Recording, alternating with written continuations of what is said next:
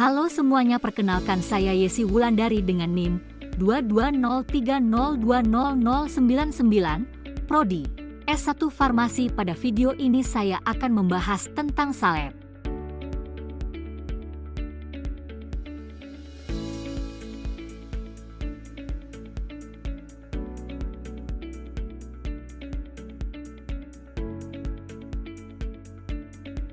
Apa itu salep?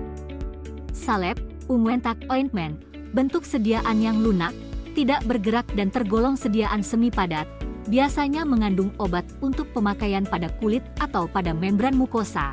Sediaan salep bervariasi dalam komposisi, konsistensi dan tujuan penggunaannya.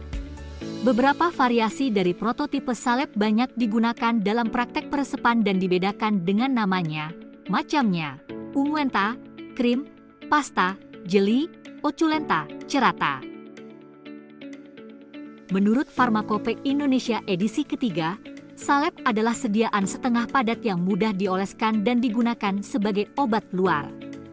Bahan obat harus larut atau terdispersi homogen dalam dasar salep yang cocok. Macam-macam sediaan salep. Pasta, mengandung zat padat dalam persentase tinggi, populer digunakan pada bidang dermatologi, bersifat kaku, biasanya tidak meleleh pada suhu tubuh, membentuk dan mempertahankan lapisan pelindung pada area yang diaplikasikan.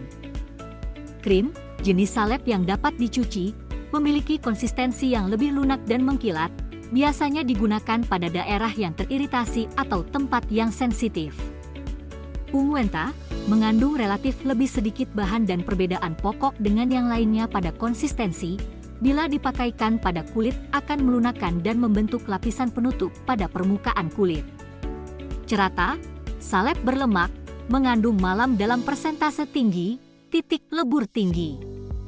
Jeli, salep yang sangat tipis, hampir cair, mengandung sedikit atau tanpa malam, digunakan pada membran mukosa, untuk tujuan melicinkan dan sebagai basis obat, biasanya terdiri dari campuran sederhana lemak dengan titik leleh rendah dan minyak. Fungsi salep. 1. Dasar salep atau pembawa substansi obat untuk penggunaan pada kulit topikal. 2. Pelumas pada kulit. 3.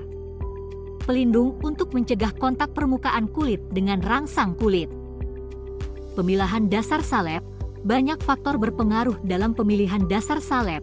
1. Sifat dasar obat, stabilitas, dan aksi terapi. Obat yang terhidrolisis cepat lebih stabil dalam basis hidrokarbon dibandingkan basis berair. 2. Karakteristik umum kulit pasien, kering atau berminyak. 3. Daerah kulit yang akan diterapi, berambut atau gundul. 4. Jenis lesi yang terjadi, kering atau serous. 5. Efek kimia bahan pembawa terhadap obat dan obat terhadap bahan pembawa. 6. Aksi bahan pembawa pada kulit. Kualitas dasar salep. Ada 2 kualitas dasar salep. 1. Dasar salep yang cocok. Dasar salep harus dapat bercampur secara fisika dan kimia dengan obat yang dikandungnya. Dasar salep tidak boleh merusak atau menghambat aksi terapi obat, mampu melepaskan obat pada daerah yang diobati, dapat membentuk lapisan film penutup, mudah dicuci sesuai yang diperlukan. 2. Terdistribusi merata. Obat harus terdistribusi merata melalui dasar salep. Ciri dasar salep yang ideal secara fisika kimia, stabil, bereaksi netral, tidak mengotori, tidak mengiritasi, tidak menimbulkan dehidrasi, tidak beraksi menghilangkan lemak, tidak higroskopis, dapat dihilangkan dengan air, dapat dicampur dengan semua obat. Persyaratan salep yang baik. 1. Pemerian, tidak boleh berbau tenik. 2. Kadar. Kadar bahan obat adalah 10%. 3. Dasar salep, tergantung dari sifat bahan obat dan tujuan pemakaian salep, kecuali dinyatakan lain. 4. Homogenitas, jika dioleskan pada sekeping kaca, harus menunjukkan susunan homogen. 5. Pendaan, pada etiket harus tertera obat luar. Peraturan-peraturan pembuatan salep. 1. Peraturan salep pertama, zat-zat yang dapat larut dalam campuran lemak, dilarutkan ke dalamnya, jika perlu dengan pemanasan. 2. Peraturan salep kedua, Bahan-bahan yang larut dalam air, jika tidak ada peraturan lain, dilarutkan lebih dahulu dalam air, asalkan jumlah air yang dipergunakan dapat diserap seluruhnya oleh basis salep dan jumlah air yang dipakai dikurangi dari basis salepnya. 3. Peraturan salep ketiga, bahan-bahan yang sukar atau hanya sebagian dapat larut dalam lemak dan air harus diserbukan lebih dahulu, kemudian diayak dengan pengayak nomor 64. Peraturan keempat, salep-salep yang dibuat dengan jalan mencairkan, campurannya harus digerus sampai dingin. Bahan-bahan yang ikut dilebur, penimbangannya harus dilebihkan 10 hingga 20% untuk mencegah kekurangan bobotnya. Cara pembuatan salep secara umum di lab. 1. Siapkan alat dan bahan. 2. Setarakan timbangan, timbang semua bahan. 3. Masukkan bobot paling terkecil sampai bobot paling besar. 4. Kemudian digerus sampai homogen. 5. Masukkan salep ke dalam pot salep. 6. Lalu beri etiket biru, obat luar. Berikut contoh resep salep beserta etiketnya. Berikut contoh jenis-jenis salep yang ada di apotek.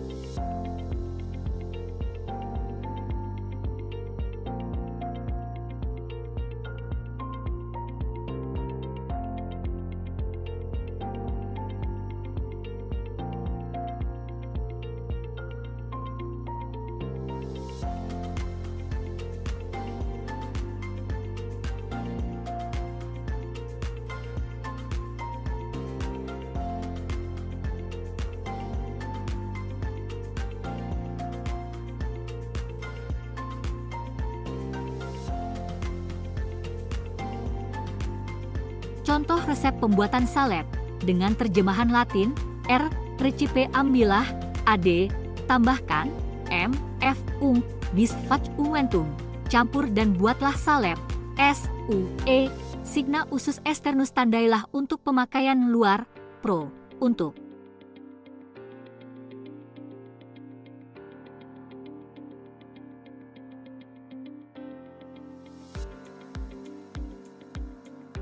kelengkapan resep salep. 1. Nama, STP, alamat dokter ada. 2. Nomor resep tidak ada. 3. Inscriptio tidak ada. 4. Invecatio ada. 5. Praescriptio ada. 6. Signatura ada. 7. Subscriptio tidak ada. 8. Nama, alamat pasien ada. Keterangan resep salep.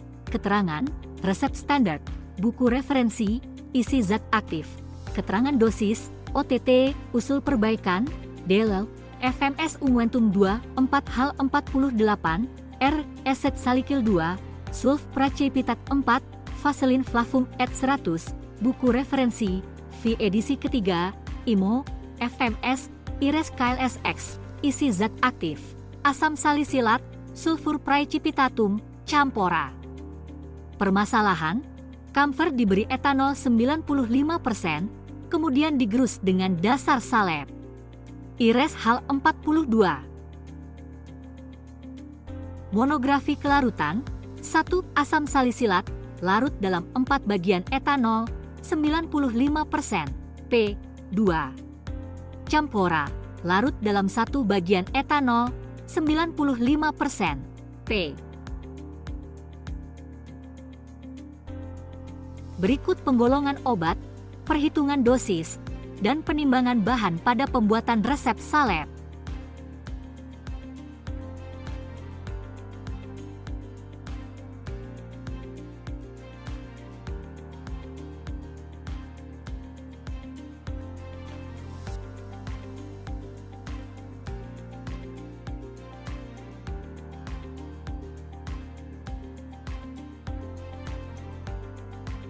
Cara kerja salep. 1. Ditimbang asam salisilat 0,2 gram dan campuran 0,5 gram kemudian dimasukkan ke dalam lumpang ditetesi dengan etanol digerus et larut. 2. Ditimbang sulfprychip 0,4 gram dimasukkan ke dalam lumpang digerus et homogen. 3. Ditambahkan vaselin flavum sedikit demi sedikit ke dalam mortir gerus sampai homogen. 4. Dikeluarkan dari mortir dan dimasukkan ke dalam pot salep. Diberi etiket biru dan dikemas dengan rapi. 5. Serahkan ke pasien. Informasi yang disampaikan yaitu aturan pakai. Untuk obat luar, cara pakai. Dioleskan pada kulit yang sakit, iritasi, topikal, khasiat obat, anti-iritan, anti jamur. Cara membuat sediaan salep. Adapun alat yang dibutuhkan adalah timbangan untuk menimbang bahan, sidik, mortir dan alu, pengayak dan wadah salep. Kali ini, salep yang akan kita buat adalah salep tauoxy oxide dengan bahan basis vaselin album. Cara membuat sediaan salep. Setelah kita menyiapkan alat dan bahan, kita menimbang serbuksi oxide dan vaselin album sesuai dengan jumlah yang dibutuhkan dengan menggunakan timbangan. Setelah itu, kita melakukan pengayakan si oxide.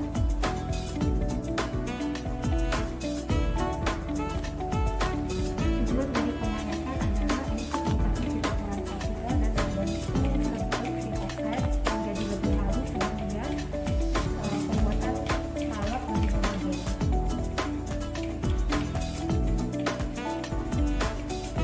Setelah melakukan pengayakan sediaan si oxide, panaskan mortir dan alu dengan menuangkan air panas. Biarkan kurang lebih 5 menit.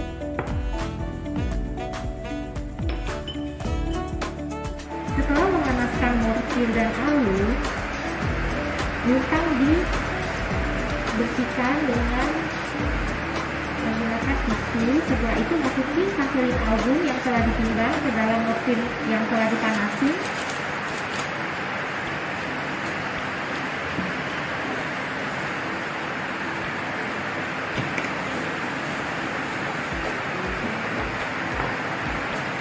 Yang telah dipanasi, gerus hingga.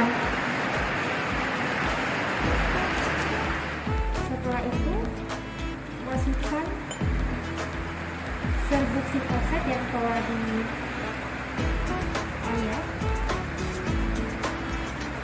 aduk hingga homogen.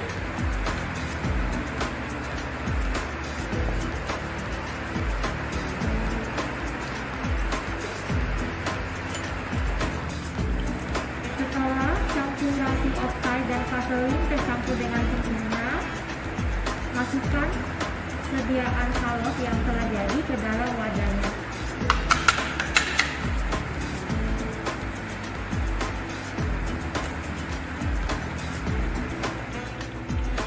Setelah dimasukin ke dalam wadah, maka salep jangan lupa diberikan etiket. Untuk sediaan pemakaian luar seperti salep, krim, suppositoria, itu atau sediaan injeksi menggunakan etiket yang berwarna biru.